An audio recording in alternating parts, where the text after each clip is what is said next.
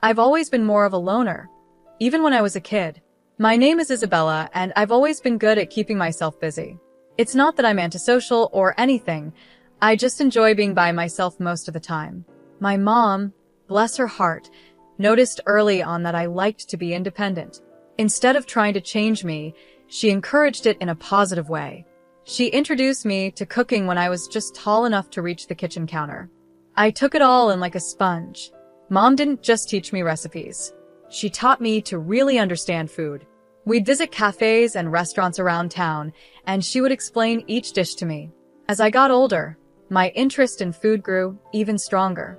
I started reading articles by famous restaurant critics and realized that food was about more than just taste and texture. It was about how it looked and the atmosphere of the place too. One day, I told my mom I wanted to write about food. She looked proud and said, "Then you better learn everything there is to know about it, Emma." So, that's what I did. I enrolled in a culinary school to become an expert in cooking. After graduating, I didn't stop there. I took journalism courses to improve my writing. I wanted to make people feel like they could taste the food just by reading my words. My first job as a restaurant critic was for a small local newspaper. I wrote about a little American restaurant, describing how the homemade pasta melted in my mouth and how the smell of garlic and basil made me feel like I was in a Tuscan kitchen. To my surprise, people loved it. My editor called me the next day and said, "Kid, you've got a gift. Keep this up and you'll go far." That's when I knew I had found my calling.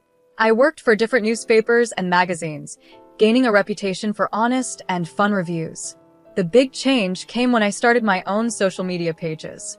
Suddenly, I wasn't just writing for magazines, I was connecting with food lovers from all over the world. My followers grew, and they were always excited to hear my thoughts on the latest food trends and hidden restaurants.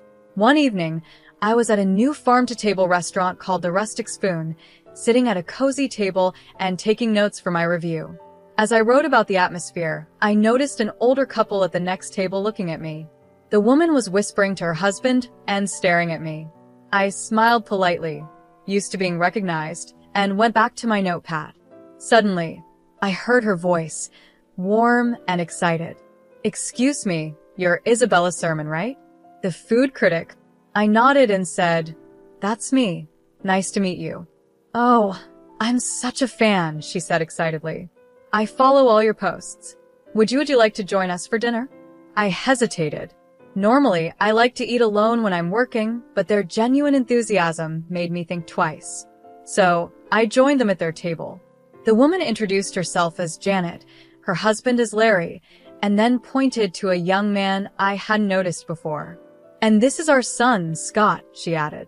Scott looked up from his phone and smiled. "Hey," he said with a grin. "Nice to meet you." We quickly fell into easy conversation.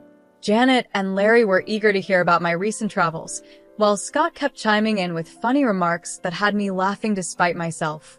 As the evening went on, I found myself enjoying their company more than I expected. Scott, in particular, was very easy to talk to. We discovered we both loved indie films and cheesy puns. When it was time to leave, Scott seemed a bit unsure and asked, "Hey, would it be okay if I got your number? You know, in case I need restaurant recommendations or something." I felt a little flutter in my stomach that had nothing to do with the food. "Sure," I said, "for restaurant recommendations." We started texting that same night. At first, it was just about food and restaurants, but soon we were talking about everything. Our conversations became the highlight of my day. A month later, Scott asked me out on a real date, and I said yes, without hesitation. Our first date was at a quirky little bistro I'd been wanting to try. Sitting across from him, I realized how comfortable I felt. There was none of the awkwardness I usually expected from first dates. A year after we met, Scott proposed. It wasn't a big, flashy event. He knew that wasn't my style. Instead, he made me dinner, a sweet attempt that ended with slightly burnt steak and lumpy mashed potatoes, and asked me to marry him over dessert. How could I say no to that? After the wedding, we moved into my apartment. We were practical about our finances, creating a joint account for shared expenses. Since I earned more, I contributed more, but we both felt it was fair. Living together revealed new things about Scott. He had a habit of leaving dishes in the sink, his clothes scattered everywhere, and his toothpaste tube always uncapped. Coffee mugs seemed to multiply on every surface. I bit my tongue, reminding myself that I wasn't perfect either. It's just an adjustment period, I told myself. We'll find our rhythm. And slowly we did. Scott started making more of an effort to clean up, and I learned to relax my standards a bit. It wasn't perfect, but it was ours. 5 months later, it was time for our first vacation together. Standing in the airport with our luggage, I felt a wave of excitement.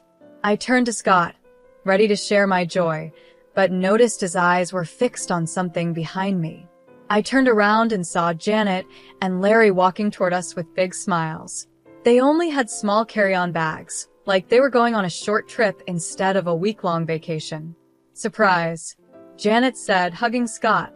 We couldn't let you 3 lovebirds have all the fun, could we? My heart sank. This wasn't part of the plan.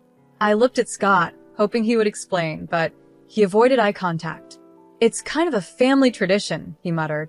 We always vacation together. I forced a smile, hiding my disappointment. How nice, I managed to say. But don't you need more luggage for a week-long trip? Larry waved it off. Oh, we'll just buy what we need when we get there. No sense in dragging heavy suitcases around, right?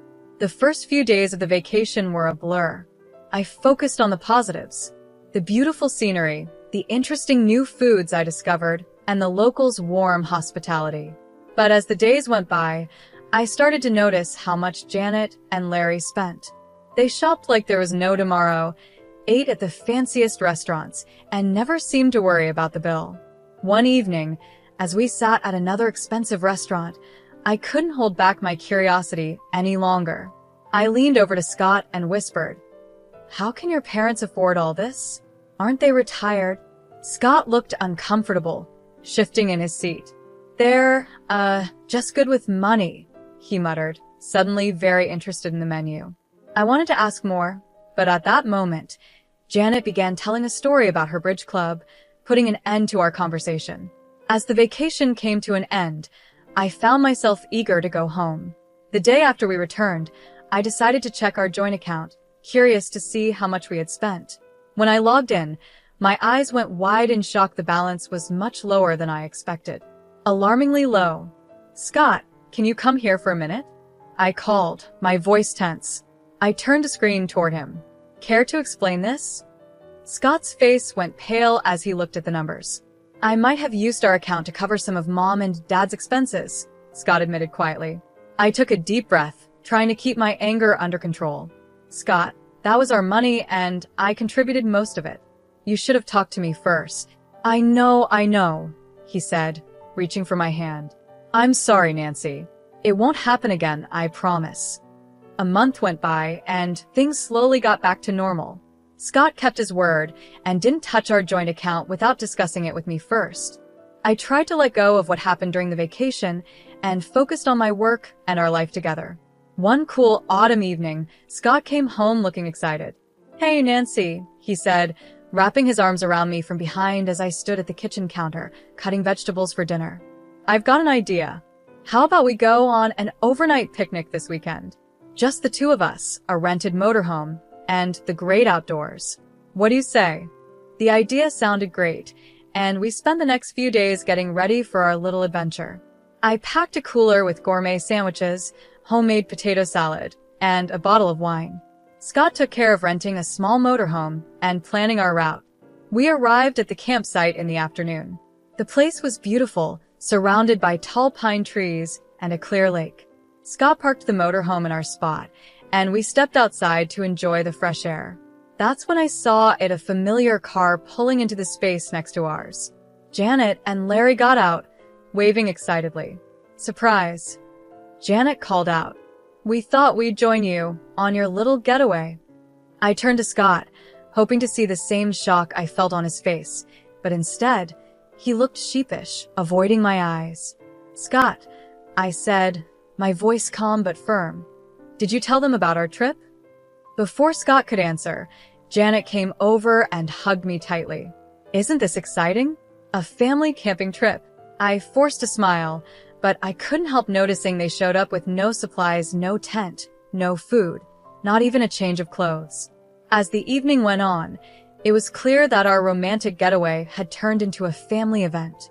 Janet and Larry took over the conversation, telling us stories about their past camping trips. They also helped themselves to our food and wine, leaving barely enough for Scott and me. When it was time to sleep, another issue came up. Our small motorhome wasn't built for 5 people, and Scott turned to his mother and said, "You and Dad can take the bedroom, Nancy, and I will figure something out in the car." So, instead of enjoying a cozy night together in the motorhome, I found myself uncomfortably curled up in the back seat of our car while Scott snored softly in the front. The next morning, with blurry eyes and feeling stiff from our awkward sleeping arrangements, I suggested to Scott that we cut the trip short. The drive home was tense, filled with awkward small talk and long periods of silence. As soon as we arrived back at our apartment, Scott's parents said a cheerful goodbye, completely unaware of the strain their presence had caused. Once they were gone, I turned to Scott. "We need to talk about this," I said firmly. He nodded, looking resigned. "I know. I'm sorry, Nancy. I should have told you they were coming." "It's not just that," I sighed. "It's about boundaries, Scott. Your parents can't keep showing up in our lives like this. We need to set some ground rules." Scott nodded slowly. "You're right. I'll talk to them." A few days after we returned, I was in the kitchen testing a new recipe when the doorbell rang. To my surprise, Janet and Larry were standing there with bright smiles, as if the vacation mess had never happened. "Isabella, dear," Janet exclaimed, giving me a quick hug as they walked in. "We need your expertise. We were wondering if you could tell us which restaurants in the city have the most delicious food." I was caught off guard by the question. "Well," I said, "there are quite a few great places. The French bistro downtown, Chez Lilith, is fantastic, and Sakura Sushi and Thai cuisine on 3rd Avenue has some of the best sushi I've ever had." "Why do you ask?" Janet's eyes lit up with excitement. "Oh, we thought we'd keep an eye out for any open events at these restaurants, so we can go and eat for free." I turned to Scott, who had just walked into the room, hoping he would back me up. But he just shrugged and said, "Come on, Nancy, you've got to accept my parents as they are. No use trying to change them." I was speechless. This felt like crossing a line, didn't it? But before I could respond, Janet and Larry thanked me and left, happily chatting about their plans to get free meals. A few days later, I was preparing for a review of a new upscale American restaurant, Ban 8. As usual, I posted the details of my visit on social media, letting my followers know when and where they could expect my next review. That evening, I arrived at Ban 8, settled into my table with my notebook in hand, ready to experience and evaluate the menu. I had just opened the wine list when I heard a familiar voice. "Well, hello there." I looked up and saw Janet and Larry smiling as they sat down at my table without asking. My heart sank. Janet picked up a menu and announced loudly, "I'm Isabella's mother-in-law, We're here to enjoy the free meal with her." I felt my face heat up with embarrassment. "Janet," I whispered, "please keep your voice down. I'm here to work. You can't just show up like this." But Janet wasn't listening. She raised her voice even more. "Oh, don't be silly, dear. Everyone knows food critics eat for free. Why shouldn't your family enjoy the perks too? We have every right to be here." I could feel the eyes of other diners on us, and the head waiter was walking toward our table, looking concerned. This was getting out of control fast. "Janet, Larry," I said firmly but quietly, "this is your last warning. If you don't leave right now, I'll have no choice but to call security. You're interrupting my work and causing a scene." Janet's face twisted with anger. She stood up quickly, her chair scraping against the floor. "Well, I never," she shouted. "Is this how you treat family, Isabella?" As she grabbed her purse, she turned to me one last time, her voice full of disappointment. "I think I made a big mistake. I'm the one who told Scott to marry you. I followed your Facebook page and thought, now there's a girl who could help us enjoy the finer things in life. I thought you'd take us to fancy restaurants for free, maybe even help us out a little. But I was wrong. If this is how you treat family, well, we're not interested in being part of yours anymore. With that, Janet stormed out of the restaurant, Larry following behind her. The silence that followed was deafening. My hands were shaking as I reached for my phone and dialed Scott's number. He answered on the third ring.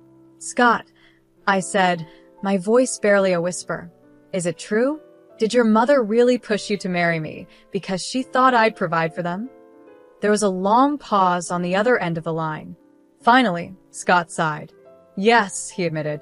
"Mom saw your success and thought, well, you know how she is.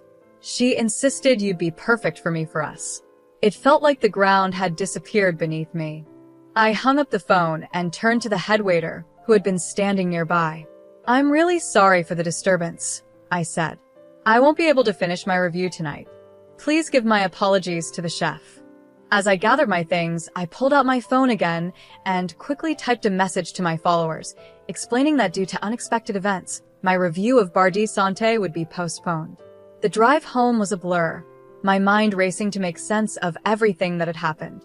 When I walked through the door of our apartment, Scott was waiting for me, his face full of worry. "Nancy," he began, but I held up my hand to stop him. "Why didn't you tell me?" I asked softly. "Was I just a way for your family to get what they wanted?" Scott's face fell, and he reached for my hand. This time, I didn't pull away.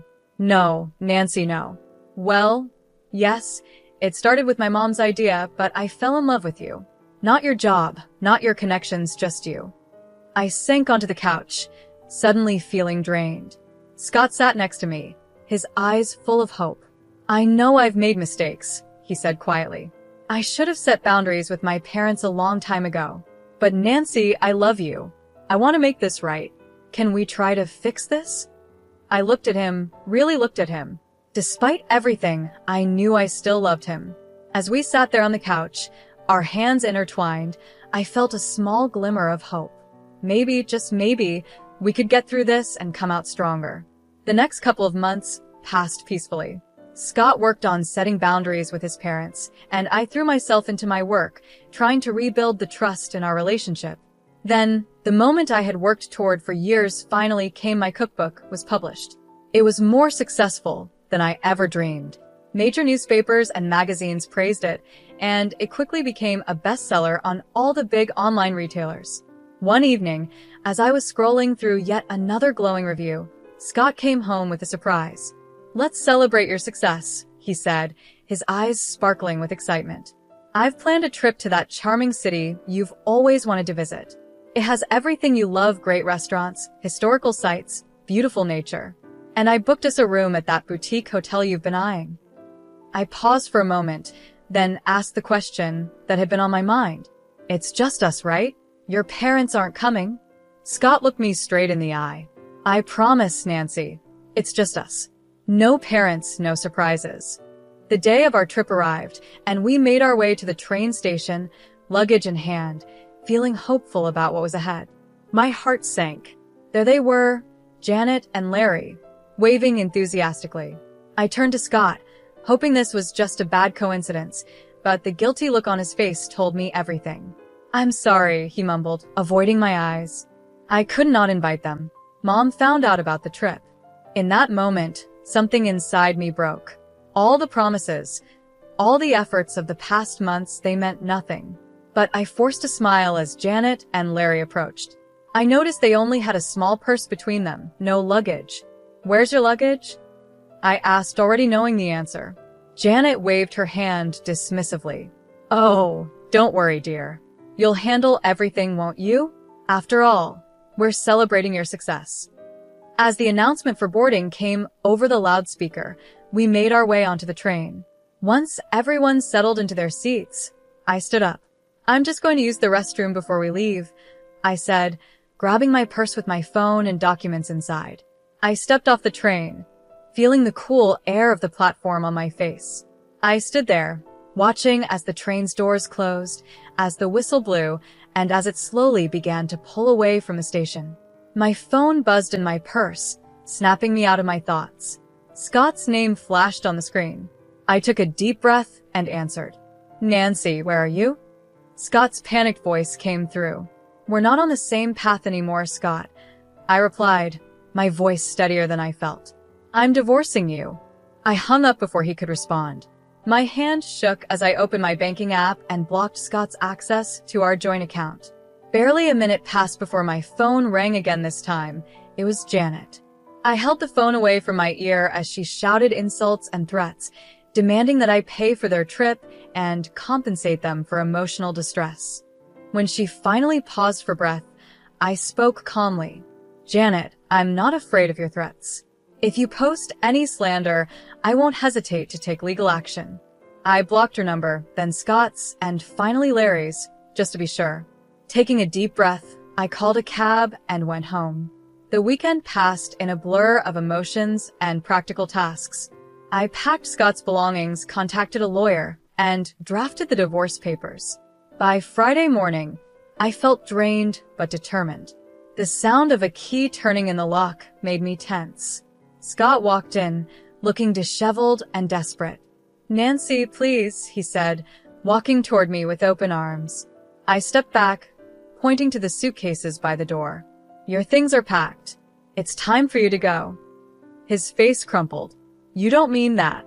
"I've learned my lesson," Scott said, his voice desperate. "I had a huge fight with my parents on the trip. I told them I'm not paying for them anymore. I'm not even talking to them now. Please, give me another chance." I shook my head and handed him the divorce papers. "It's too late, Scott. This isn't just about your parents, it's about trust, respect, and the life I want to live. We want different things, and that's okay, but I can't do this anymore." After a long pause, Scott nodded, his shoulders slumping in defeat. He picked up his suitcases and walked out, closing the door behind him with a quiet click. The next few weeks were hard, but they were also freeing. The divorce process went smoothly, thanks to my careful records and Scott's acceptance of the situation. I threw myself into my work, finding comfort in cooking and writing. As things settled down, I found myself alone again, but it wasn't the loneliness I had once feared. I started to enjoy the little things again. Trying new recipes, spending peaceful evenings with a good book, and connecting with my followers without the pressure of anyone's expectations. One evening, I sat on my balcony with a glass of wine, looking out over the city. I couldn't help but smile. Life hadn't gone the way I planned, but maybe it turned out exactly how it was meant to. I was Isabella, again food critic, author, and most importantly, in control of my own life.